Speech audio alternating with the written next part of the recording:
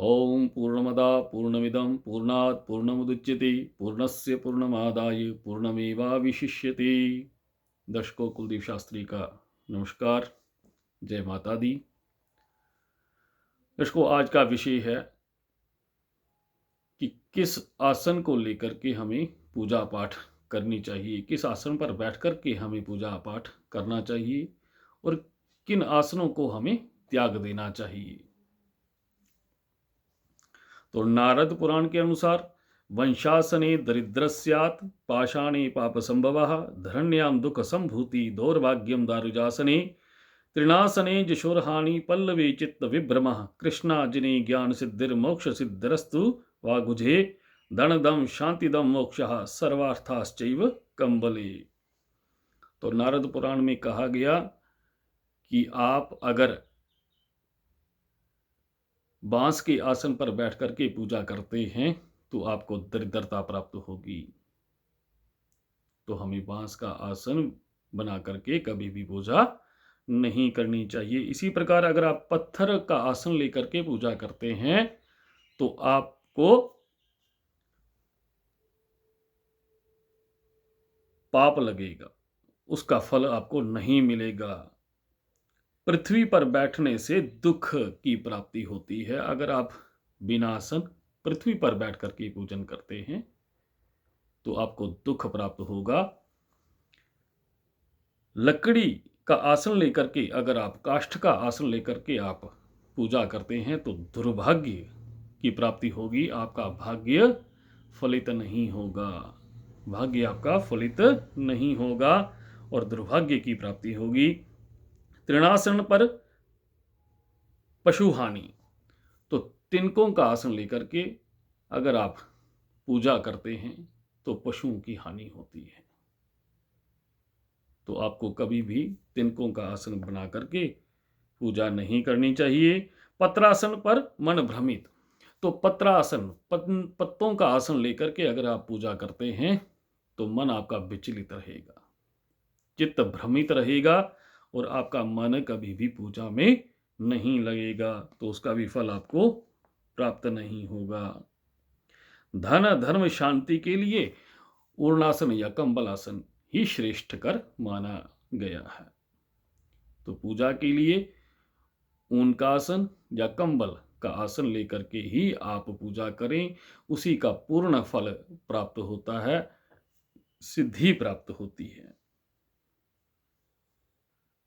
तो दर्शकों, नारद पुराण के अनुसार ये फल कथन आसन को लेकर के बताया गया।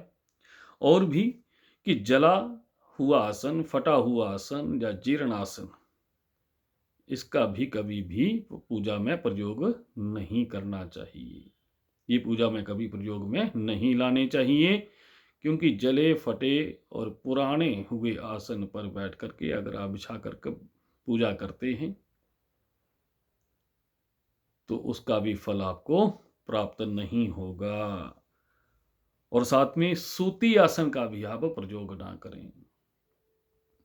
तो सूती आसन भी प्रयोग में नहीं लाना चाहिए। भगवत पूजा में सर्वश्रेष्ठ जो आसन है वो ऊर्णासन या फिर कंबलासन ही माने गए हैं। साथ में आसन को कभी भी पांव से नहीं खींचना चाहिए। पांव से खींचे हुए आसन पर बैठकर अगर आप पूजा करते हैं तो उसका भी पाप आपको लगेगा। तो आसन का मान सम्मान रखते हुए आसन की पूजा करें। जिस आसन पर आप बैठते हैं वहां पे ऊर्जा आपकी बनी रहती है, उस आसन पर वो सिद्ध आसन हो जाता है। बार बार पूजन करने से, एक ही आसन लेकर के पूजा करने से वो आसन आपका सिद्ध हो जाता है।